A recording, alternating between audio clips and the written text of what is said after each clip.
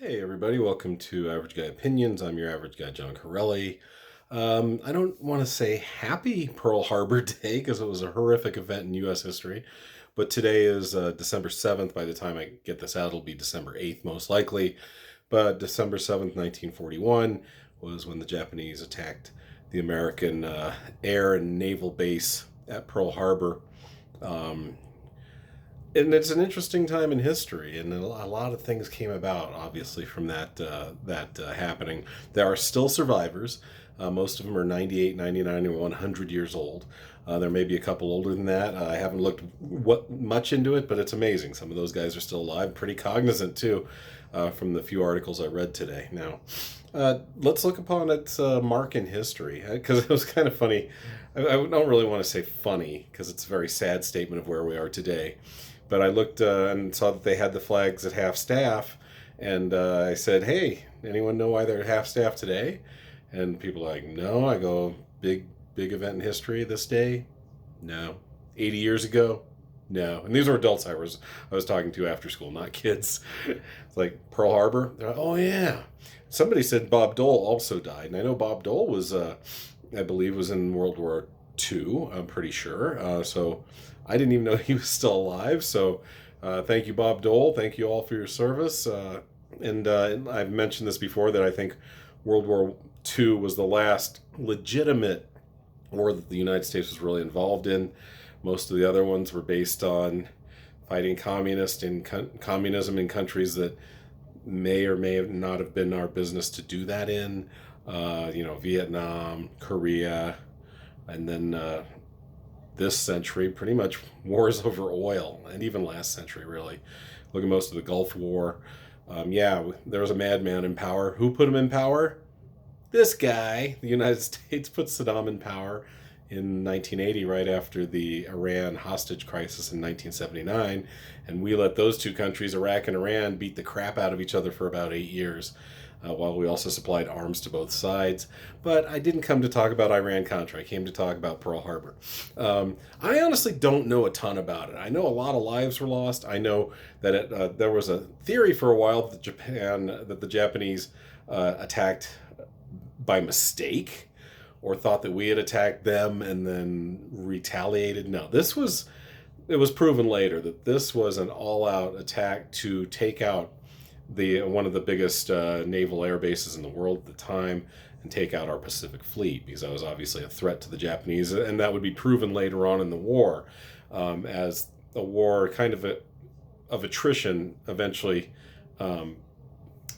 occurred, and we just kept coming and coming. So did the Japanese, but we had more to keep coming with, and we eventually we had more men, we had more weapons, and we also won the atomic war race. So once once we had the Japanese on the ropes in 1945, and understanding their culture and how they would keep coming, and we had to do Hiroshima and Nagasaki, which for those who don't know, Hiroshima, I believe, was August 7th, early August of 1945. We dropped the first bomb on Hiroshima, and so many people, it was 1945, so very few televisions, radio communications were iffy, and a lot of people didn't believe it, especially the people in Tokyo, which was far away from Hiroshima. So yeah, and so many things were destroyed and communications knocked out that nobody could get back to Tokyo and tell them that what had actually happened. The few reports that did get back to Tokyo, they were not sure if they were real. Maybe we were sending them. Maybe we were trying to freak them out, but by not actually dropping a bomb, but saying we had. And like I said, about what I was starting to say about the Japanese culture, they were going to keep coming. Okay, it's debatable whether we should have dropped those bombs or not. It really is. Would they have kept coming, and maybe even more lives would have been lost if they had kept fighting and fighting and fighting? Maybe, maybe not. Should we have dropped two horrific atomic bombs on civilizations, on cities with innocent people? Probably not. It's debatable. But what I was getting to a second ago was that we had to drop the second bomb on Nagasaki because they didn't believe that Hiroshima happened. That's why we dropped the second one. Okay, we're going to prove it now. What a horrific way to prove something, by the way. But so that's part of that's the end game of what happened 4 years earlier, or 3.5 years earlier at Pearl Harbor. Um, Hitler wasn't happy with it. The Germans were not happy. The Germans were fine with us keeping our isolationist policies under FDR and not joining the war. We were loaning, many of you may or may not know about a program called Lend-Lease, where we helped the Russians by sending them jeeps and tanks and other fortifications for war.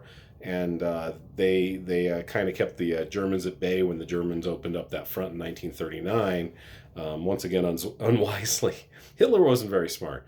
I love when Nazi sympathizers are like, "Oh, Hitler just, he was really smart. He just had a few bad ideas." No, he was not very smart.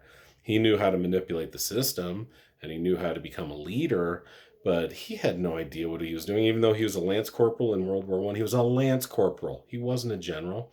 His generals were very upset with him, and some of them even made attempts on his life, because it was like, okay, hey, we go east, we can have France, maybe, and we have Franco in Spain as an ally.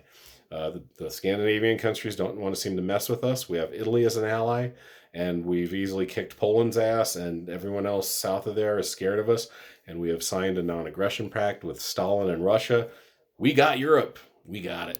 We'll keep attacking, we'll keep bombing London until they give in, or not. Even if they don't, we can sign an armistice and have most of Western Europe.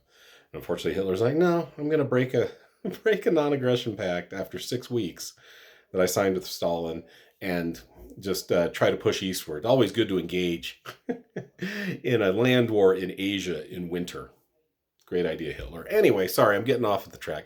But there's a lot of things to talk about when it comes to World War II. But what I'm saying is Hitler did not want the United States involved, and we were involved in a very limited basis until Pearl Harbor opened that up. And we were like, okay, here we go. The gloves are off. In 1942, you can see, if you look at statistics about armaments being shipped and armaments being used, and just the cranking up of this war machine, which was already starting, helped get us out of the Depression, by the way,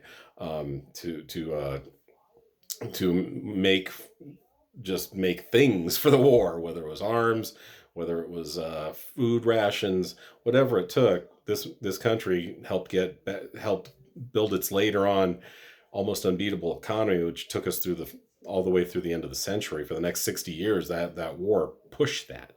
But so back to Japan. What else? The internment camps. There were bad things that happened. So not only did it open up the war, but it did get us into it, which probably ended the war faster, which was a good thing, because it was a horrific war. But it also did a lot of bad things domestically for us. Not only did it kill hundreds of thousands of men, eventually. We lost, I believe, 400,000 roughly in World War II, including the hundreds of men that died at Pearl Harbor. But then we also looked really bad in the eyes of the world, if that was possible. The world was pretty most of its attention to Europe, but we interned our own people here, and often not only Japanese people, there were Chinese people that were taken to internment camps, because if you looked a certain way, you were going to the internment camps. If you had a certain last name, you were going to the internment camps, even if it was Chung, something totally and obviously Chinese. Some of those people went to the internment camps. We have one in Colorado. I always forget the name of it, but it was in southwestern Colorado, I believe, or southeastern Colorado. But there were many. I believe not many, but a decent amount throughout the country, as far east as Arkansas.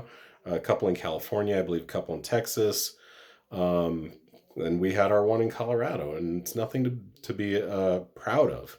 One thing we can be proud of, though, is the way we helped out in the war. I think, excuse me, it wasn't like we weren't going to. Once we got kicked in the balls at Pearl Harbor, we had to join in, and I think, like I said, it was the last legitimate war we were in. We fought valiantly. Those men and women have a lot to be proud of.